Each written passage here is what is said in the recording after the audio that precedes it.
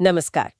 आज हम बात कर रहे हैं इंडिया पोस्ट ग्रामीण डाक सेवक यानी GDS 2025 की भर्ती प्रक्रिया पर।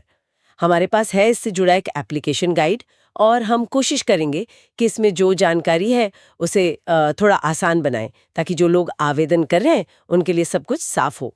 तो चलिए देखते हैं। बिल्कुल बिल्कुल, सरकारी नौकरी का मामला है तो प्रक्रिया की पूरी समझ होना ये तो बहुत ही जरूरी है, कोई गलती ना हो जाए। हाँ, तो गाइड के हिसाब से सबसे पहली चीज जो देखनी है वो है पात्रता। मतलब कौन आवेदन कर सकता है।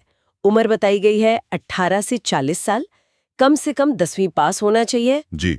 और हाँ, भारतीय नागरिक होना, स्थानीय भाषा आना और थोड़ा बहुत कंप्यूटर का ज्ञान। ये बेसिक चीजें हैं। पर उम्र वाले पॉइंट पर क्या कुछ खास है? हाँ, इसमें एक चीज देखने वाली है। ये जो 18 से 40 साल की सीमा है, इसमें अलग अलग श्रेणियों के लिए छूट भी है, जैसे ST SC OBC या जो दिव्यांग उम्मीदवार हैं उनके लिए। तो गाइड में ये साफ लिखा है कि अपनी कैटेगरी के हिसाब से जो छूट मिल सकती है उसे जरूर चेक कर लें, ये अहम है। अच्छा, ये ध्यान रखने वाली बात हुई। ठीक है। पात्रता के बाद फिर आती हैं तारीखें।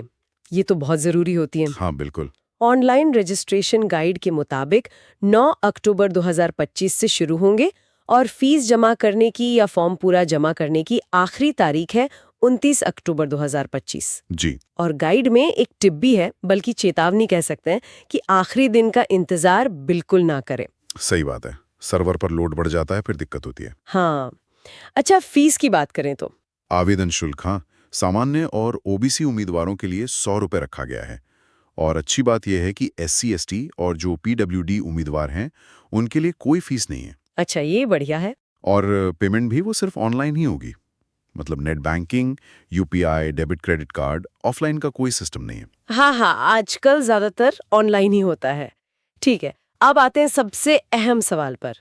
अप्लाई कैसे करना है? गाइड में क्या बताया गया है? प्रक्रिया वैसे सीधी है लेकिन ध्यान से करने वाली है। हाँ। पहला कदम है इंडिया पोस्ट की जो आधिकारिक वेबसाइट है उस पर जाना है।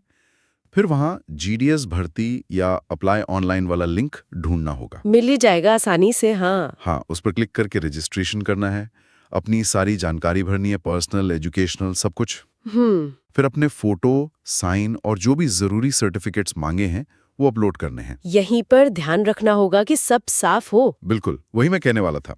दस्तावेज एकदम साफ, पढ़ने लायक होने चाहिए और फिर अगर फीस लागू है तो उसका भुगतान करना है ऑनलाइन। ठीक है।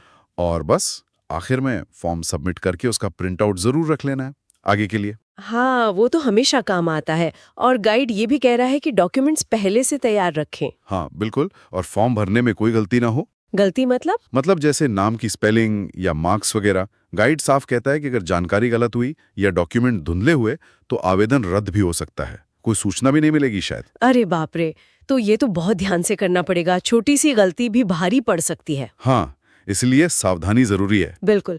अच्छा, अब एक चीज जो मुझे इस भर्ती में काफी अलग लगी वो है कि इसमें कोई रिटन एग्जाम नहीं है। ये सच है? हाँ, यही तो इसकी सबसे खास बात है। कोई लिखित परीक्षा नहीं।